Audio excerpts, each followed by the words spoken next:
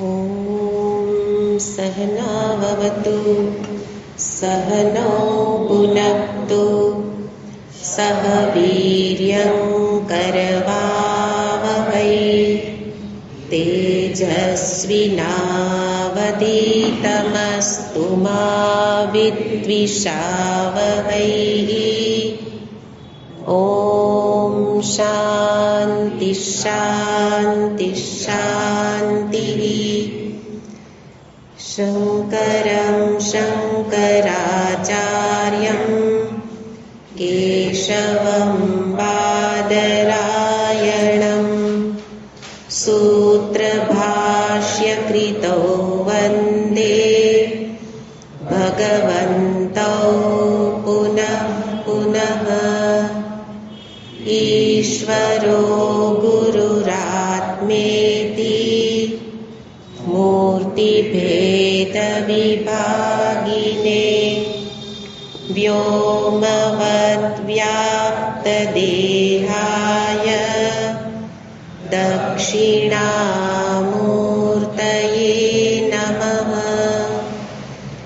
ॐ पार्थाय प्रतिबोधितां भगवता नारायणेन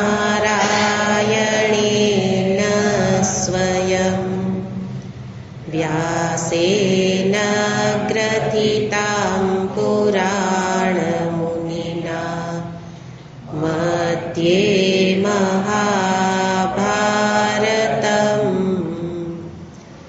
अद्वैतामृतवर्षिणीं भगवतीम् अष्टादशाध्यायिनीम् अम्ब त्वामनुसन्दधामि भगवद्गीते भवद्वेषिणीम्। यं ब्रह्मा वरुणेन्द्ररुद्रमरुतः स्तुन्वन्ति दिव्यैस्तवैः वेदैः साङ्गपदक्रमोपनिषदैः गायन्ति यं सामगाः।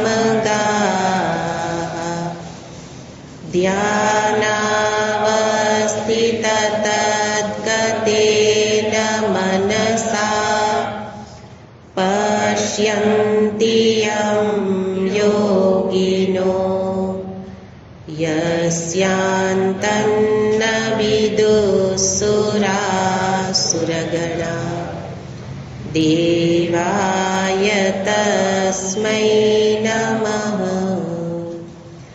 यस्यान्तन्न विदुःसुरासुरगणा देवाय तस्मै नमः।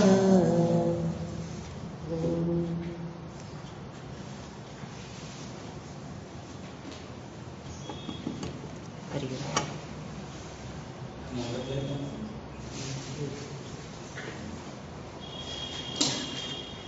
15मो श्लोक। हरि ओम। 15मो श्लोक। ओम।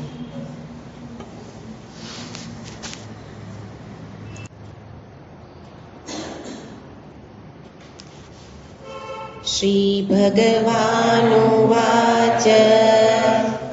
सर्वस्य चाहं हृदि सन्निविष्टो मत्तस्मृतिर्ज्ञानमपोहनं च वेदैश्च सर्वैरहमेव वेद्यो वेदान्तकृद्वेदविदेव चाहम्। द्वाविमौ पुरुषौ लोके क्षरश्चाक्षर एव च। क्षरः सर्वाणि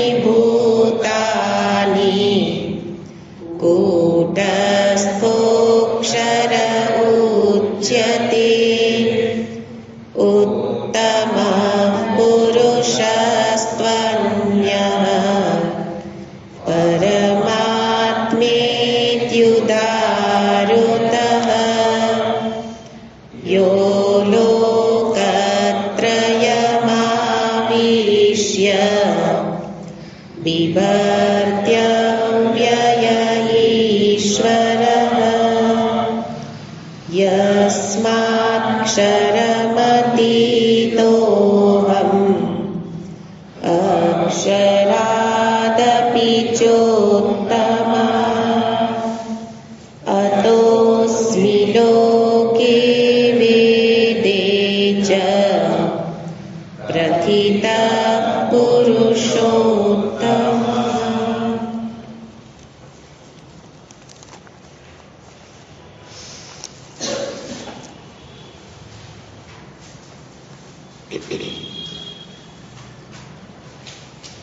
ભગવાન ધીરે ધીરે પોતાની વાસ્તવિક ઓળખાણ તરફ લઈ જઈ રહેલા છે અને જે ઉપનિષદ બતાવે છે એ જ અહીંયા ગીતાજી પણ બતાવે છે પરમાત્માના વાસ્તવિક સ્વરૂપને, અને એ છે પરમ શુદ્ધ ચૈતન્ય સ્વરૂપ, નિત્ય શુદ્ધ બુદ્ધ મુક્ત સ્વરૂપ. ઉપનિષદ એને જ બતાવે બ્રહ્મ સ્વરૂપ, જે અહીંયા એનું નામ પુરુષોત્તમ કહે છે, ઉપનિષદમાં કે બ્રહ્મ યસ સાક્ષાત અપરોક્ષાત બ્રહ્મ. શ્રુતિ એવી રીતે બ્રહ્મનું નિરૂપણ કરે અને અહીંયા ભગવાન એને નામ આપે છે પુરુષોત્તમ. અને એની અંદર દર્શાવતા આગળ કહ્યું ક્ષર અક્ષર ઉપાધિના નિરૂપણથી પ્રારંભ કર્યો, કારણ કે મારી ઓળખાણ ઉપાધિને લઈને જ થાય છે. એટલે મારો જે અનુભવ છે એ અનુભવને સામે રાખી અને શાસ્ત્ર ત્યાંથી શરૂઆત કરે. અને એટલે પહેલા દર્શાવ્યું ક્ષર અક્ષર, અને ક્ષરનો અર્થ જે આપણે બે શ્લોકથી જોઈ રહેલા છીએ, કાર્યોપાધિક ચૈતન્ય. ક્ષર પુરુષ, સાથે પુરુષ શબ્દ છે અને પુરુષનો અર્થ ચૈતન્ય છે, અને ક્ષરનો અર્થ છે કાર્ય જેની ઉપાધિ છે, સંસાર જેની ઉપાધિ છે. એટલે કે જે સંસારમાં દેખાતા આ બધા શરીરો એ કોણ છે? ક્ષર. પણ એકલું ક્ષર અહીંયા નથી કહેતા, ક્ષર પુરુષ. એટલે એમાં દેખાતા શરીરોમાં વ્યાપ્ત ચૈતન્ય, હે ને? ખાલી શરીરોની વાત નથી. શરીરો એ ક્ષર છે, એનું સ્વરૂપ બતાવ્યું એ કેવા છે? ક્ષર, વિનાશી છે. અને એવી જ રીતે અક્ષર પુરુષ, તો અક્ષર પુરુષમાં પણ દર્શાવતા કહ્યું કે જે એ કાર્યનું કારણ, કારણોપાધિ ચૈતન્ય અક્ષર પુરુષ. એટલે કારણ, સર્વ દેખાતા શરીરો, દેખાતું આ કાર્ય જગત એનું જે કારણ છે. તો દેખાતા જગતનું કારણ તો માયા છે, પણ માયા એકલી કંઈ કરી શકે નહીં. એટલે માયા ચૈતન્યના સહારે એ જગતનું નિર્માણ કરે. તો એ માયા સ્વરૂપથી કેવી છે? અક્ષર. જગત સ્વરૂપથી કેવું છે? ક્ષર. આ ત્રણ વસ્તુ આપણે બરાબર સ્પષ્ટ કરવી પડશે, નહીં તો અક્ષર પુરુષ, જેને અહીંયા ઈશ્વર કહ્યું, એને જ આપણે અંતિમ માની લઈએ છીએ. પણ અક્ષર પુરુષ એ ઈશ્વર એટલા માટે છે કે એ શાસન કરતા છે, શાસન કરતા રૂપે ઈશ્વર છે.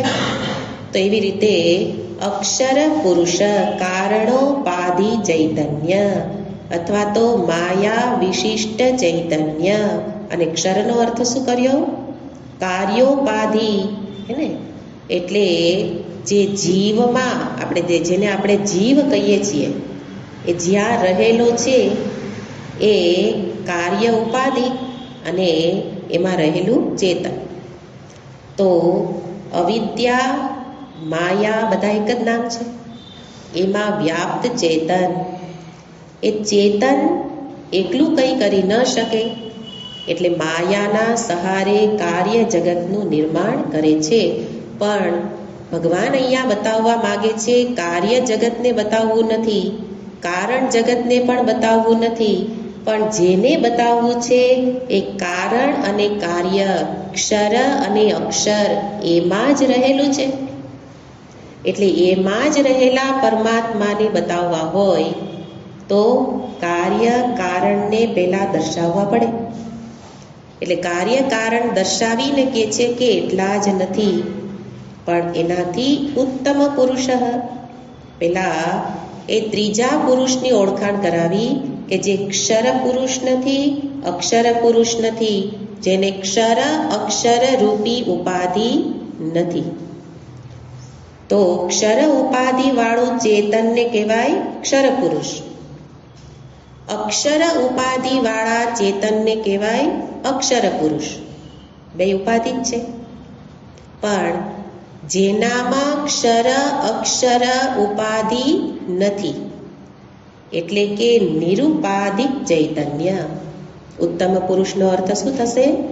નિરુપાધિક ચૈતન્ય.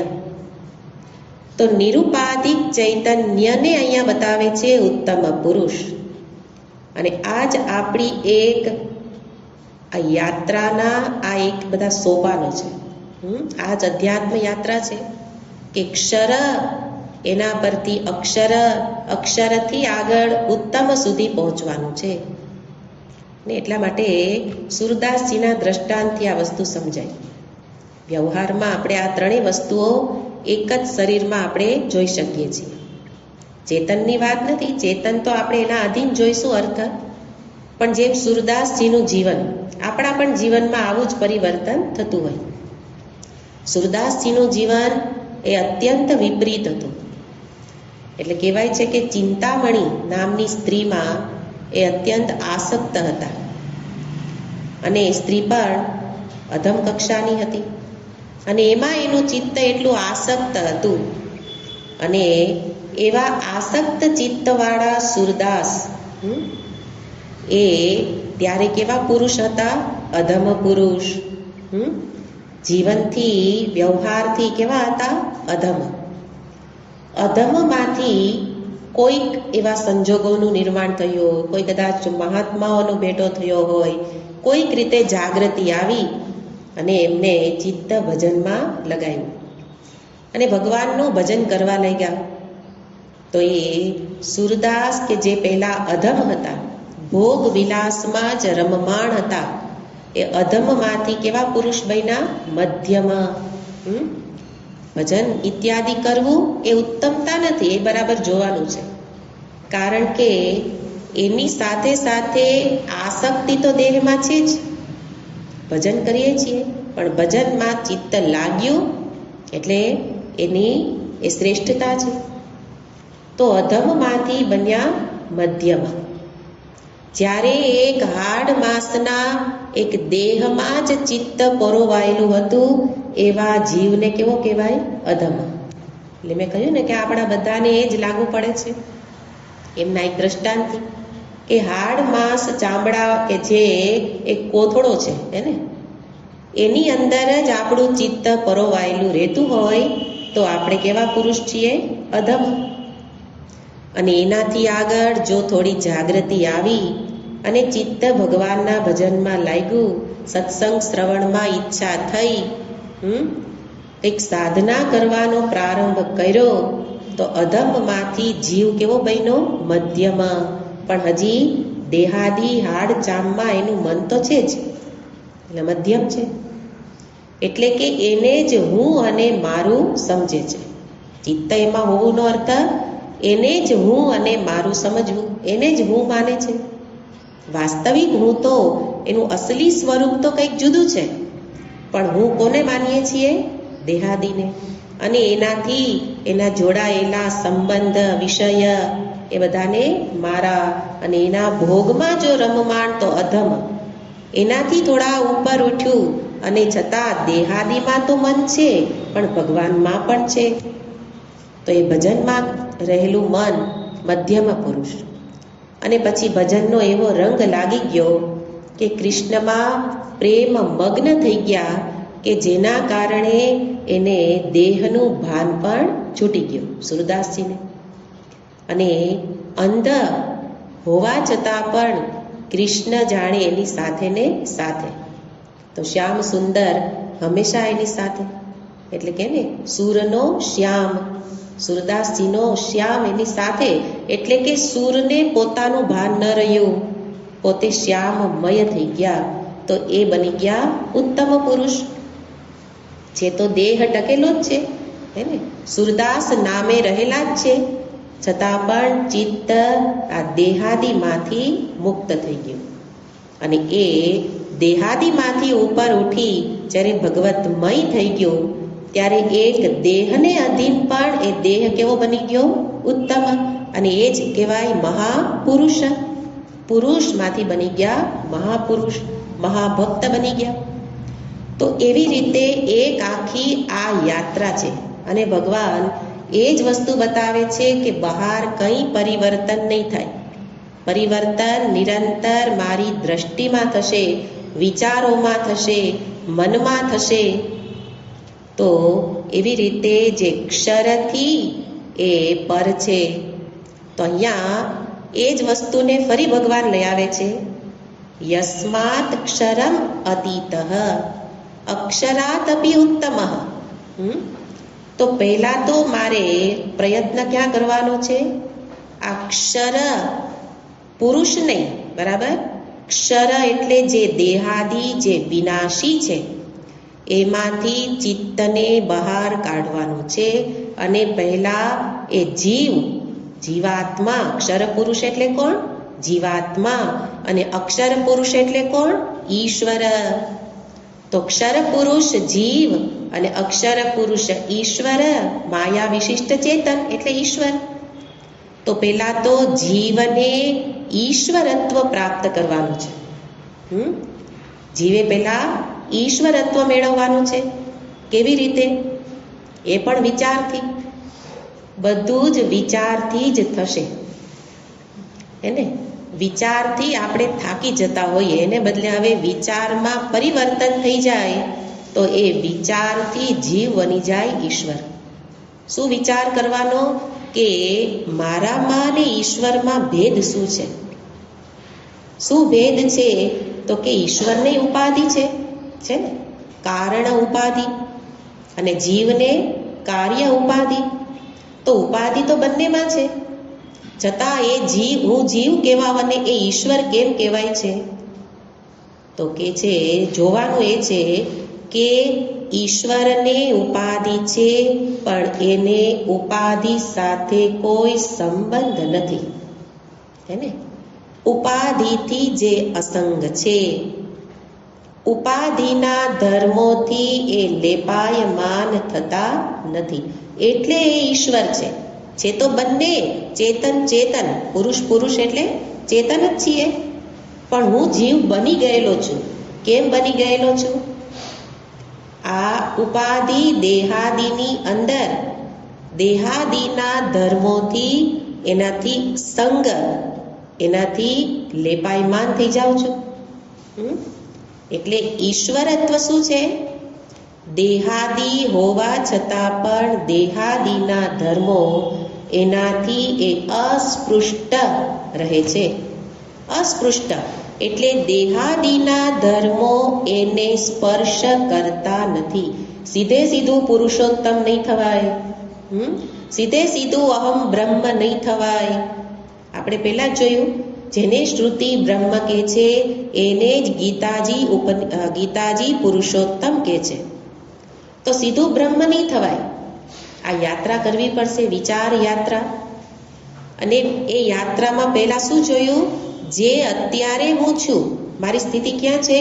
ક્ષર પુરુષ, જીવાત્મા, એટલે કે જેને દેહાદિમાં તાદાત્મ્ય છે, દેહાદિના ધર્મોથી લેપાયમાન થાય છે, એના ચિત્તને વિક્ષિપ્ત કરે છે, હે ને? તમે જુઓ, શરીરથી શરૂ કરી ઇન્દ્રિય, મન, બુદ્ધિ, તો થોડી વાર શરીરના ધર્મથી ચિત્ત વ્યગ્ર હોય, એને જાડો કાળો આવતા આવતા કોઈ અચાનક કે હમણાં શરીર થોડું વધી ગયું છે, સાવ શાંતિથી આવતા હતા, કોઈ વાંધો નહોતો. અને આણે એક ખાલી જેમ કૃષ્ણએ અર્જુનને કહ્યું ને, કુરુન પશ્ય, અર્જુન એટલું બરાબરના બહાદુર અને તૈયાર થઈને આવેલા હતા યુદ્ધ કરવા. હમણાં બધાને પરાજિત કરી દઉં. અને ભગવાને એક જ શબ્દ કુરુન પશ્ય, અને અર્જુન પાણી થઈ ગયા. કેમ? આ તો મારા કુરુ એટલે કુરુ વંશજ છે. અને યાદ આવી ગયું, આ તો મારા ભાઈઓ છે. એમ આપણે આ ચાલ્યા આવતા હતા, મોજમાં આવતા હતા, અને કોઈકે કહ્યું શરીર વધી ગયું, અને ક્યાં બેસી ગયા? સીધા શરીરમાં. તો શરીરના ધર્મો તરત મને વિક્ષિપ્ત કરે, હા છે એવું કહી શકીએ. અને તરત મનમાંથી, પણ મનમાં એની અસર એટલે જોવાનું કે ચિત્ત ઉપર આ બધા વ્યવહારોની અસર કેટલી છે. કારણ કે વ્યવહારમાં જ વધુ સમય રહીએ છીએ. શ્રવણ તો આપણને રોજ કરીએ તો મળે, ન કરીએ તો અઠવાડિયે એકવાર કરીએ, એ પણ ન કરીએ, હે ને? તો આની અસર તો રહેતી જ નથી. વ્યવહારમાં રહીએ છીએ તો વ્યવહાર કાળે ચિત્તમાં આ બધી વ્યગ્રતા, વિક્ષિપ્તતા કેટલી ઉઠે છે અને ક્યારે ઉઠતી નથી, એ આપણી પ્રગતિ છે. તો વારંવાર, એટલે પહેલા મેં શું કહ્યું, જીવત્વમાંથી ઈશ્વરત્વ લાવવા માટે ઈશ્વર જેવા બનવું પડે. તો ઈશ્વર કેવા છે? ઉપાધિ સહિત છે, સોપાધિક છે, પણ એને ઉપાધિના ધર્મોની અસર થતી નથી.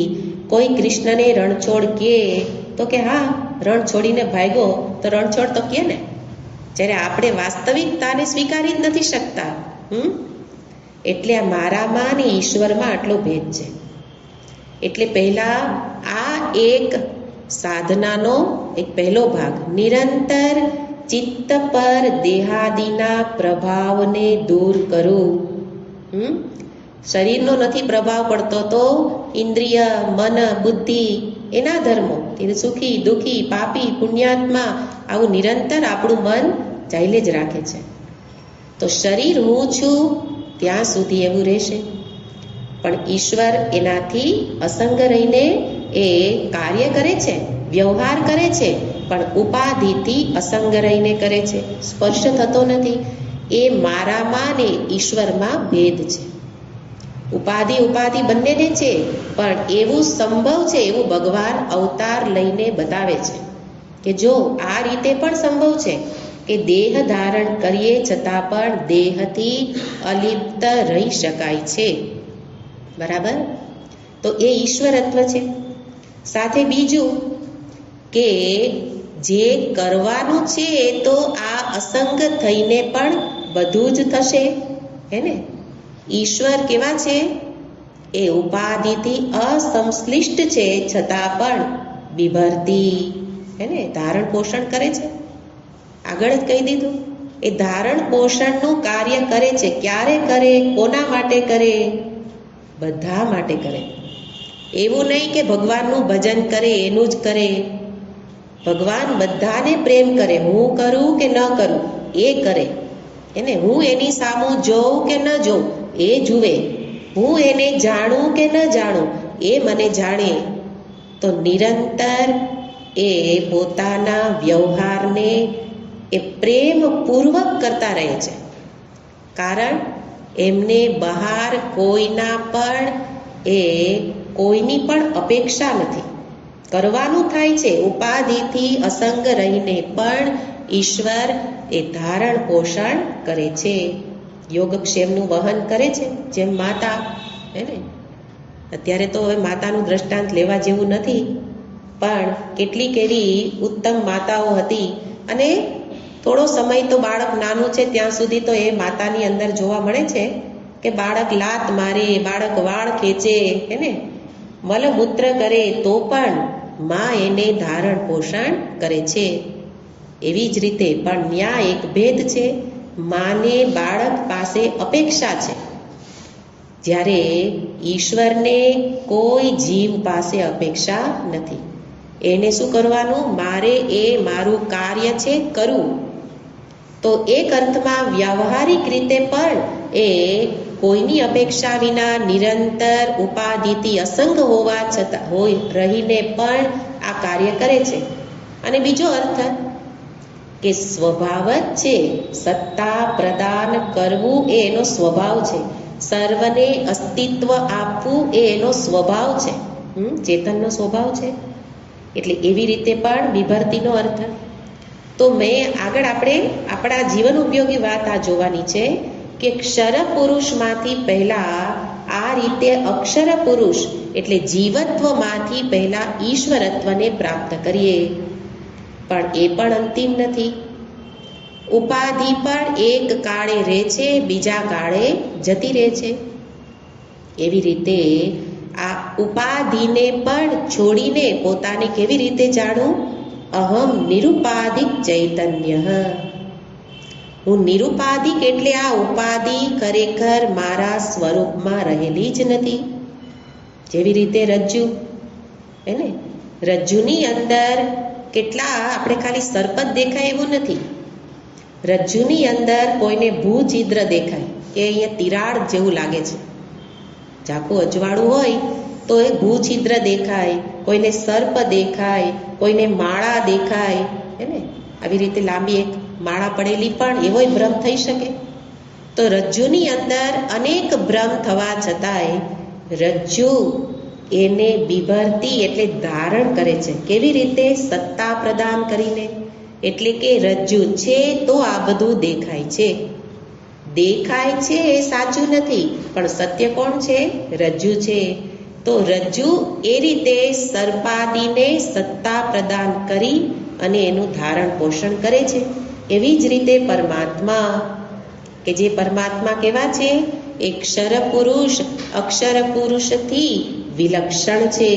ચૈતન્ય, શુદ્ધ ચૈતન્ય. એ ચેતન શુદ્ધ ચેતન છે તો આ કાર્ય ઉપાધિ છે, તો આ કારણ ઉપાધિ છે અને એના વ્યવહારો થાય છે. પણ શુદ્ધ ચેતનને એનાથી કોઈ સ્પર્શ નથી. સંપૂર્ણ શુદ્ધ ચેતન, એનું નામ અહીંયા આપ્યું ઉત્તમ પુરુષ. તો એવી રીતે પેલા તો ક્ષર એટલે વિનાશી શરીરમાંથી અહંભાવને છોડવું, અને ઈશ્વરત્વ કે હું જીવ નથી, ઈશ્વર છું. અને અંતે એ કાર્ય કારણ રહિત પોતાને જોઉં ત્યારે હું મને કેવી રીતે ઓળખું છું?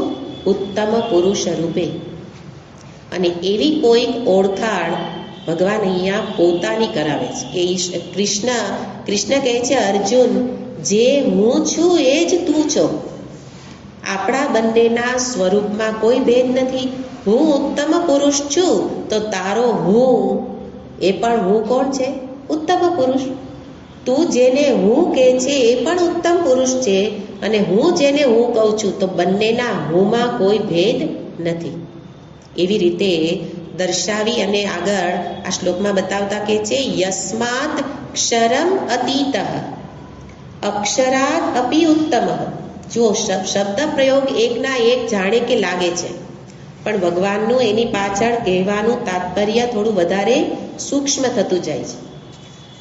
આગળ કહ્યું તું કે ઉત્તમ પુરુષ તું અન્ય, અને અહીંયા શું કહે છે? અતીવ. હે ને? તો અતીવ એટલે અલગ છે. કોનાથી? ક્ષર. કારણ કે આગળ કહ્યું કે હું ઉત્તમ પુરુષ છું. ઉત્તમ પુરુષ ક્ષર અક્ષરથી ભિન્ન છે. એટલે આવું હોવાથી, કારણ કે ક્ષર કેવો છે? ક્ષર પુરુષથી આ જે ઉત્તમ પુરુષ છે કેવા છે? અતીવ. યસ્માત ક્ષરમ અતીવ એટલે એનાથી અલગ છે. અક્ષરાત અપિ ચ ઉત્તમ. આમ જોવા જાવ તો બેયમાં અતીવ શબ્દ પ્રયોગ કરી શકાય કે ક્ષરથી પણ અલગ છું, અક્ષરથી પણ અલગ છું, પણ ભગવાન બેય સાથે અલગ અલગ શબ્દ પ્રયોગ કરે છે. ક્ષરથી અલગ છું અને અક્ષરથી ઉત્તમ એવું કેમ કહેવું પડ્યું?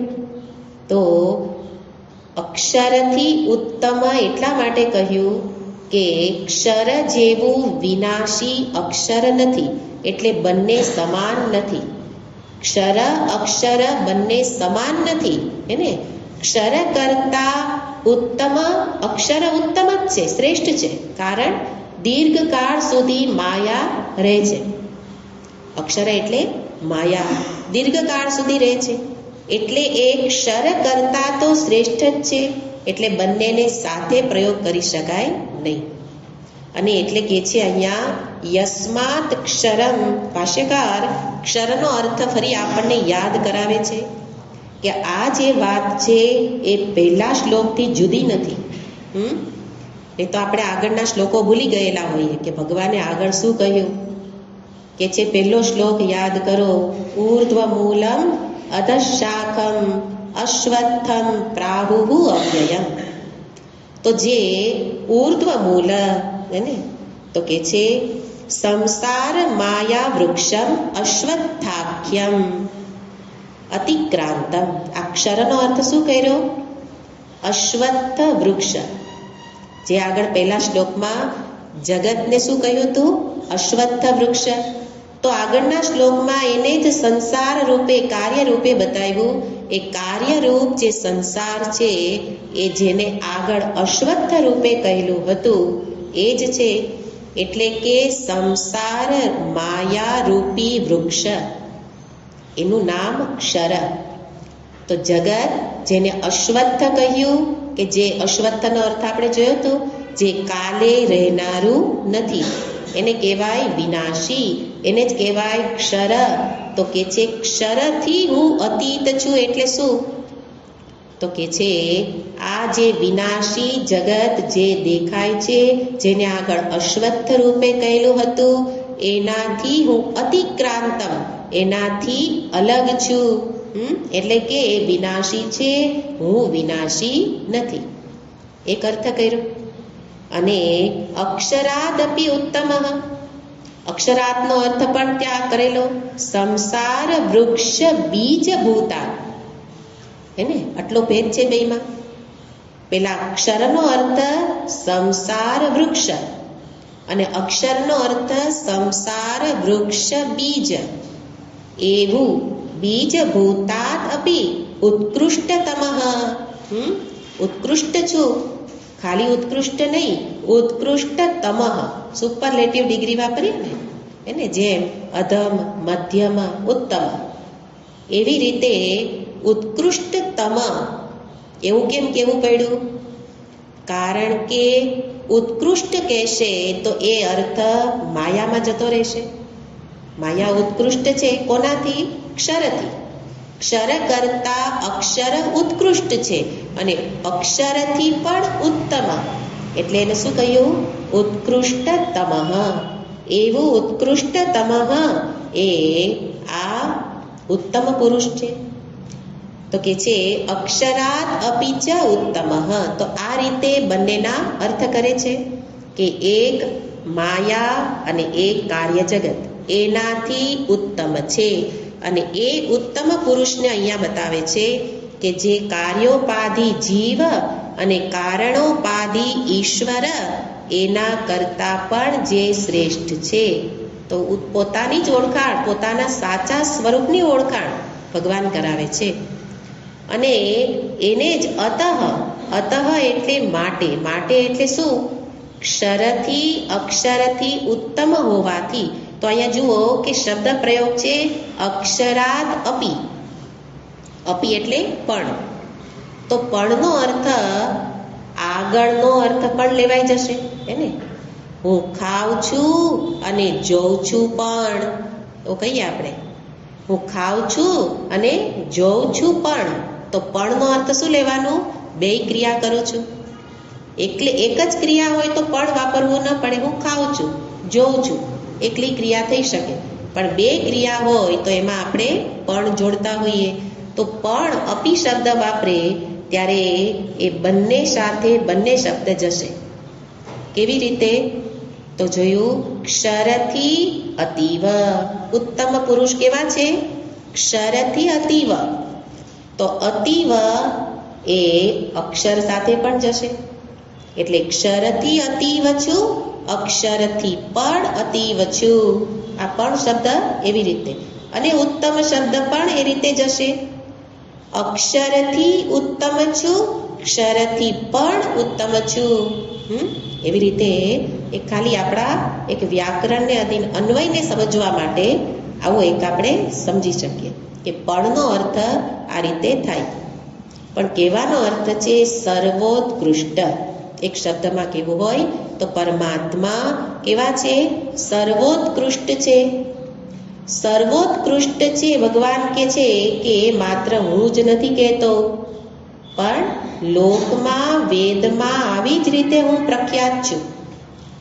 તો આપણે ગયા વખતે એક અર્થ જોયો તો લોકમાં અને વેદમાં, પણ એક સોપાધિક નિરુપાધિક, લોકમાં સોપાધિક અને વેદમાં નિરુપાધિક રૂપે લોકો મને ઉત્કૃષ્ટ સમજે છે.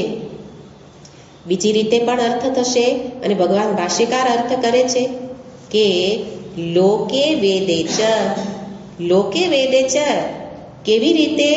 ઇતિ એવમ આવી રીતે લોકો ઓળખે છે. ક્યાં? કોણ લોકો? તો કે છે ભક્ત જનાહ કવયઃ અપી. મને આવી રીતે લોકો ઓળખે છે. સામાન્ય લોકો તો મને જાણતા જ નથી, પણ જે કંઈ થોડું ઘણું ભજન કરે છે એવા ભક્તો લોકમાં આવી રીતે મને ઓળખે છે. તો લોકનો અર્થ કોણ ઓળખે છે? લોકની અંદર ભક્તજન. ઉદ્ધવજી, હે ને? ઉદ્ધવજી ભગવાન કૃષ્ણને ભગવાન સમજે છે, હે ને? ભીષ્મ પિતામહ અથવા તો ભગવાન વેદવ્યાસજી ભગવાનને વિદ્વાન સમજે છે, રાજનીતિજ્ઞ સમજે છે અને સંપૂર્ણ રીતે એમને ઓળખે છે. તો લોકની અંદર કૃષ્ણને આવી રીતે ઓળખનારા ભક્તજન પણ છે. કવયઃ પણ કહ્યું, કારણ કે કવિમાં તો બધા કવિઓ કરતાં પણ મહાન કવિઓ એમાં કાલિદાસ, એને રઘુવંશની અંદર એમણે ભગવાનને પુરુષોત્તમ રૂપે વર્ણન કરેલું છે. તો કવિઓ પણ સામાન્ય હતા નહીં, એને ભગવાનની કવિતાઓ લખે પણ ભગવાનને જાણતા હોય નહીં. ઘરમાં પુરુષોત્તમનું પૂજન અર્ચન થતું હોય પણ પુરુષોત્તમને જાણતા હોય નહીં, મૂર્તિ રૂપે જાણે. પણ અહીંયા મૂર્તિ રૂપની વાત નથી. ભગવાનને મૂર્તિ રૂપે નહીં, ભગવાનના આ સાચા સ્વરૂપને જાણે છે લોકની અંદર.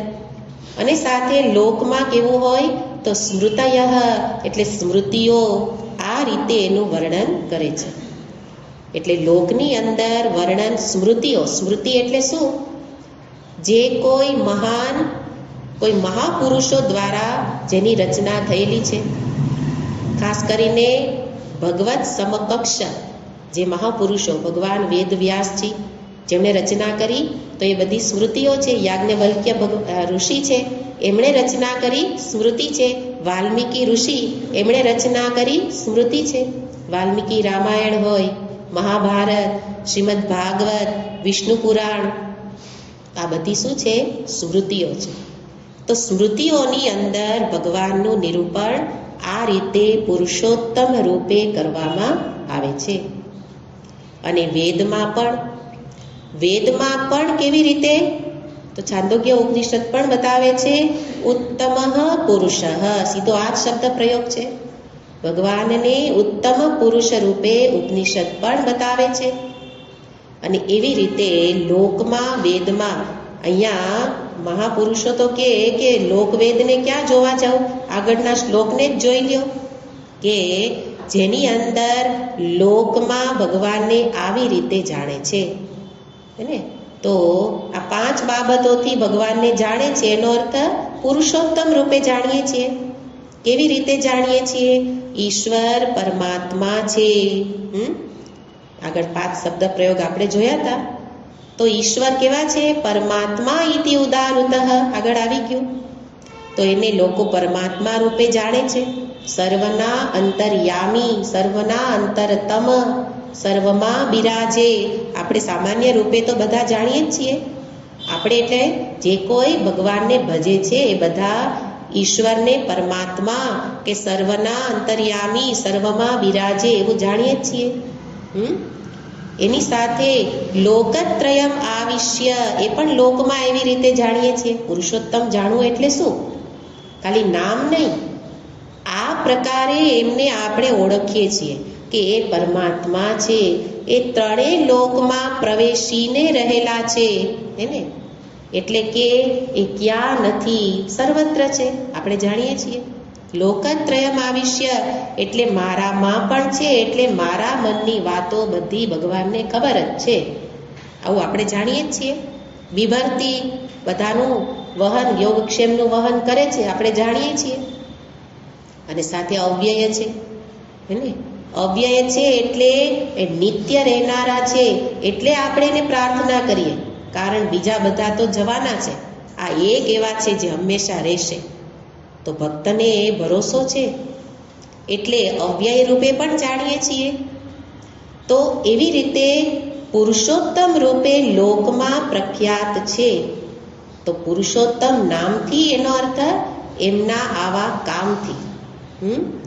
બિભરતી અવ્યય ઈશ્વર, ઈશ્વર છે, સર્વના શાસન કરતા છે, એવી રીતે જાણીએ છીએ. તો પુરુષોત્તમની ઓળખાણ ભગવાને આગળ કરાવી દીધી અને એનું નામકરણ માત્ર આ શ્લોકમાં કરે છે. એટલે બધા શ્લોકો એકબીજા સાથે આવી રીતે જોડાયેલા કે લોકમાં પુરુષોત્તમને કેવી રીતે ઓળખીએ છીએ, આ એમના લક્ષણો છે. ઈશ્વર છે, અવ્યય છે, બિભરતી, એને સર્વલોકમાં રહેલા છે, પરમાત્મા છે, લોકમાં જાણીએ. અને એ પાંચેય કાર્ય જેના છે એને આપણે શું નામ આપીએ છીએ, હે પુરુષોત્તમ ભગવાન. એટલે આપણે એને કેવી રીતે ઓળખીએ છીએ, નામથી ઓળખીએ છીએ. લોકમાં એમની ઓળખાણ નામથી છે. એટલે બરાબર જોવાનું, આપણે લોકમાં જે રીતે જાણીએ છીએ એમાં એ સાક્ષાત ઈશ્વરને જાણતા નથી, એના નામને જાણીએ છીએ. અને નામ જ રૂપને ખેંચી લાવે, હે ને. ભગવાન કહે છે હું પ્રખ્યાત છું, નામથી પ્રખ્યાત છું. અને નામ અને બે વસ્તુ છે, નામ અને રૂપ. તો જો નામથી જાણો તો પણ સંભાવના છે કે એ ત્યાં પ્રગટ કરી શકે. કારણ તમે જેનું નામ બોલાવો એ પ્રગટ થાય, એનું રૂપ હાજર થઈ જાય. એટલે નામ છે એ રૂપ કરતા અધિક બલવાન છે. એટલે તો કહેવામાં આવે ને, નામ સ્મરણનો મહિમા છે કે નામ સ્મરણ કરો, ભલે જાણતા નથી, ઓળખતા નથી, બસ નામ સ્મરણ કરો. કારણ નામ કરતા, રૂપ કરતા નામ વધુ બળવાન છે. કારણ કે અનુભવ શું છે, જેનું નામ બોલો એ દોડતો આવે, એ પ્રગટ થાય.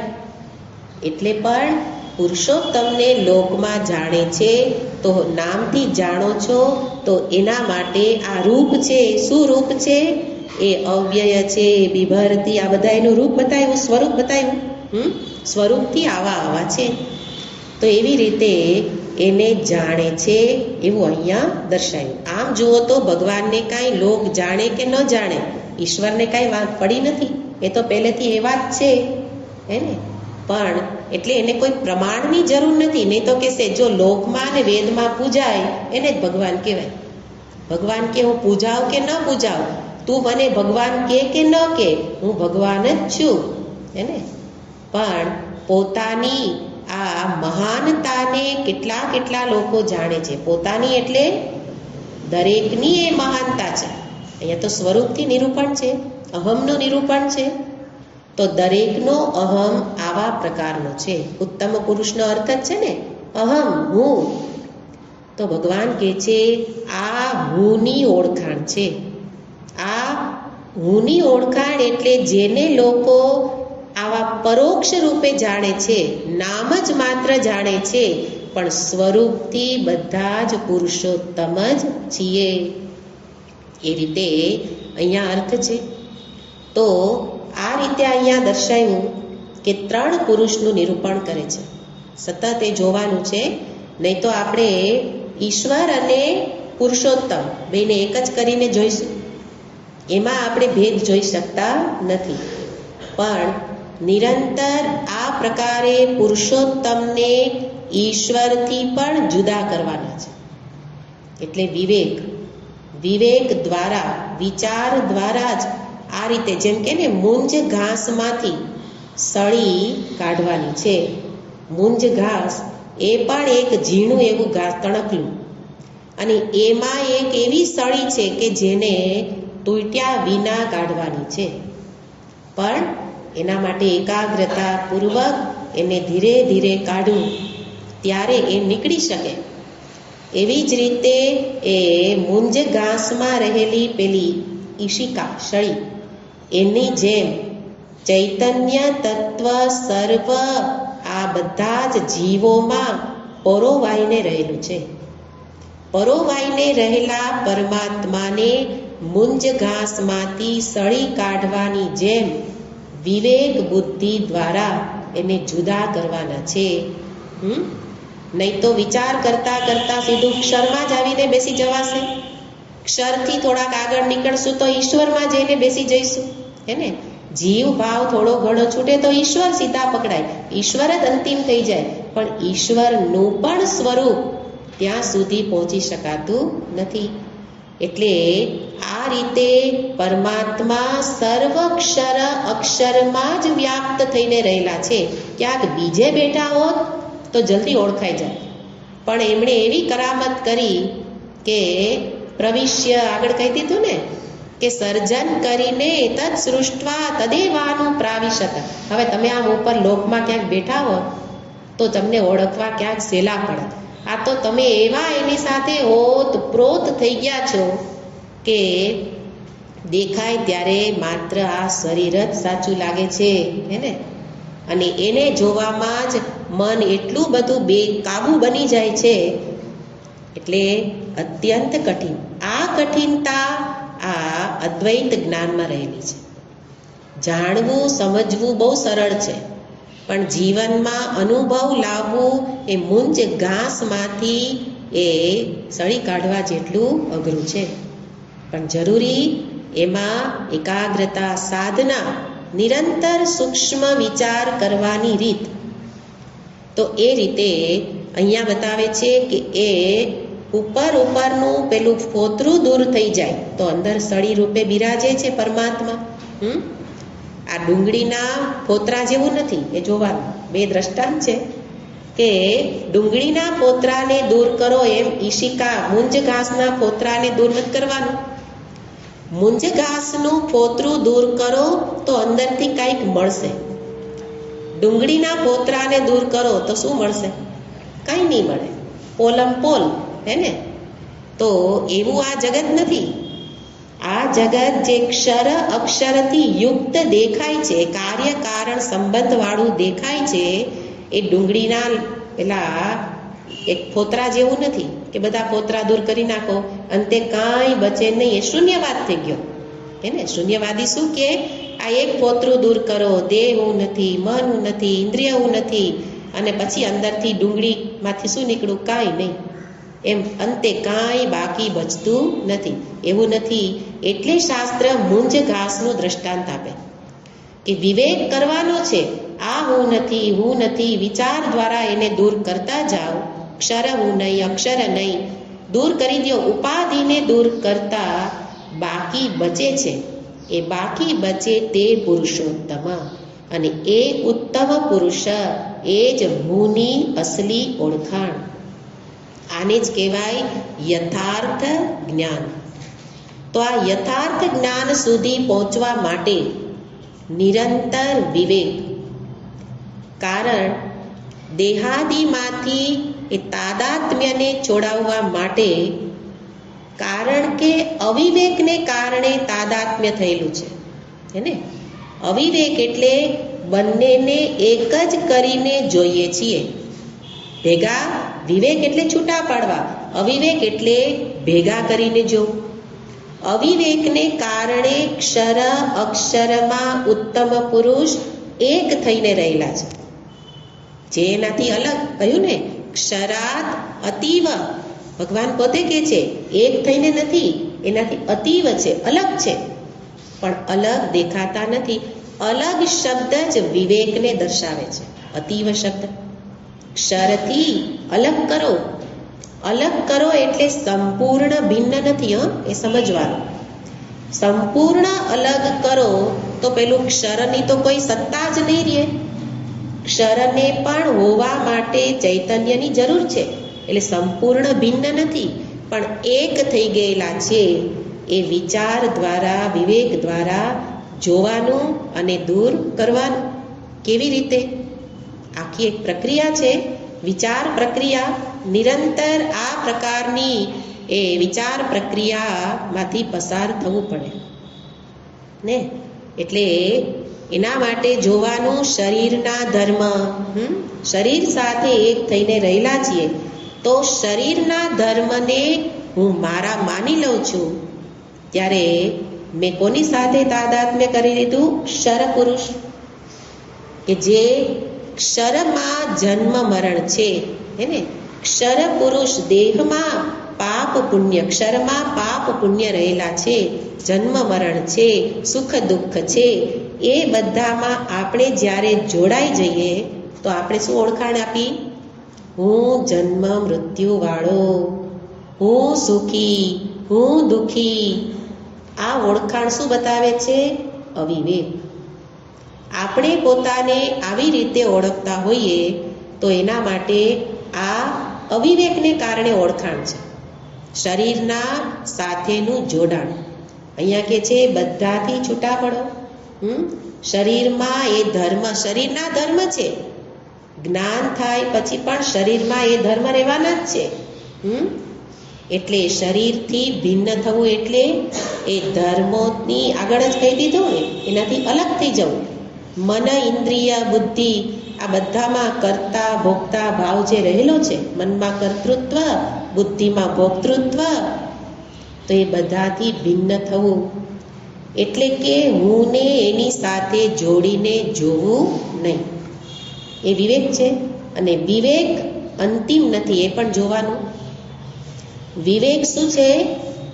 જે બંને એક થઈ ગયેલા છે એ બંનેને પહેલા શું કર્યું? અલગ કર્યા. વિવેક પ્રક્રિયા, વિચાર પ્રક્રિયા છે. અલગ કર્યા. અલગ કર્યા પછી બીજું સોપાન શું છે?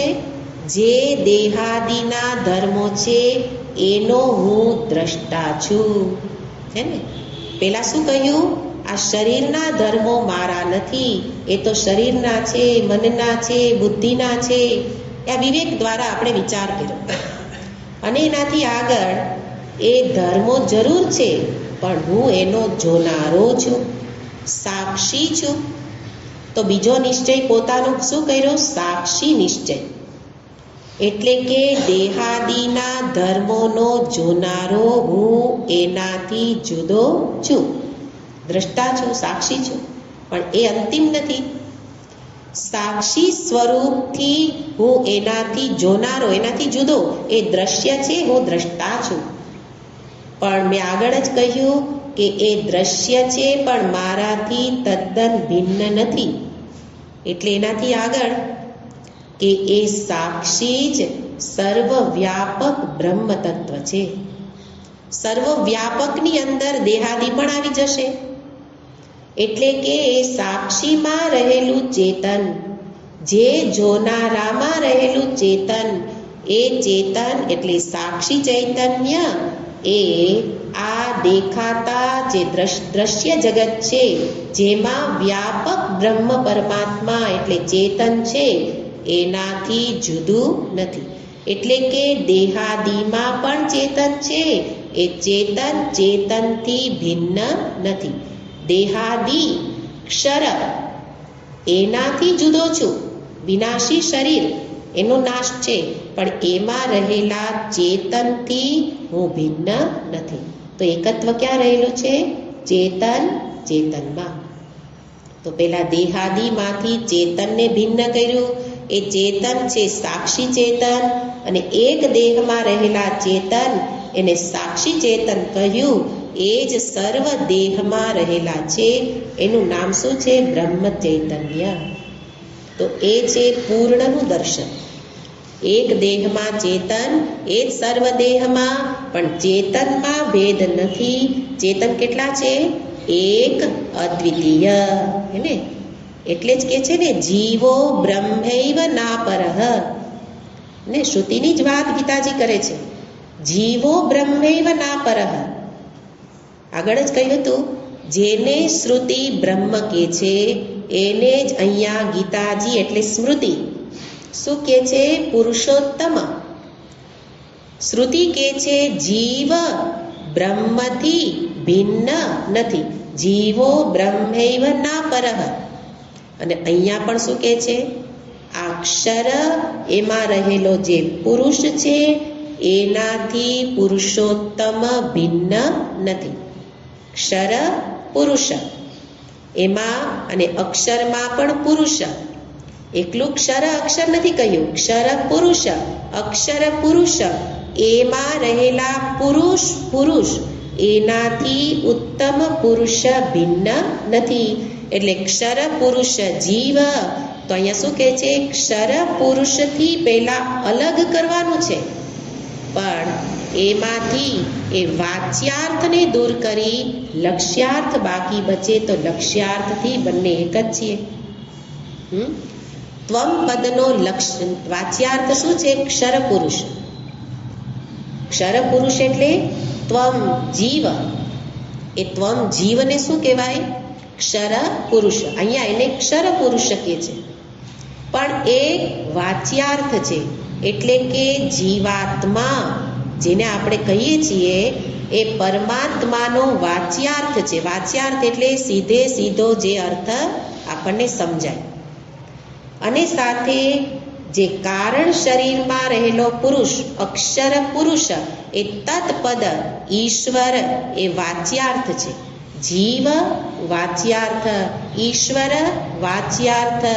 પણ બંને જીવ ઈશ્વર એમાંથી ઉપાધિને દૂર કરી દો તો બંનેનો લક્ષ્યાર્થ શું રહેશે? પુરુષ પુરુષ. અને એ ચેતન ઉત્તમ પુરુષ. તો આપણે ગણિતમાં સમીકરણ માનતા હતા ને, ક્ષર પુરુષ અક્ષર પુરુષ સમાન સમાનને રાખો, વિપરીતનો છેદ ઉડાડી દો, બાકી શું બચ્યું? પુરુષ. તો બંનેમાં જો તમે વિપરીતને રાખો, ક્ષરને પણ રાખો અક્ષરને પણ રાખો, એટલે ઉપાધિને સાથે જ્યારે ચેતનને જુઓ ત્યારે એ પરમાત્માનો વાચ્યાર્થ છે. પરમાત્મા જ છે પણ ઉપાધિ સહિત. પણ ઉપાધિનો છેદ ઉડાડી દો, ક્ષર અક્ષરનો છેદ ઉડાડી દો તો બાકી બચેલા ચેતન એ લક્ષ્યાર્થ છે. અને લક્ષ્યાર્થ જે તત્વમાં છે, જે ત્વમમાં છે, જે જીવમાં છે, જે ઈશ્વરમાં છે એ ચૈતન્ય. એ કેવું ચૈતન્ય? પરમ શુદ્ધ ચૈતન્ય, જેમાં કોઈ ઉપાધિ ભળેલી નથી. એ નિરુપાધિક ચેતન, એને અહીંયા ભગવાન નામકરણ કરે છે પુરુષોત્તમ.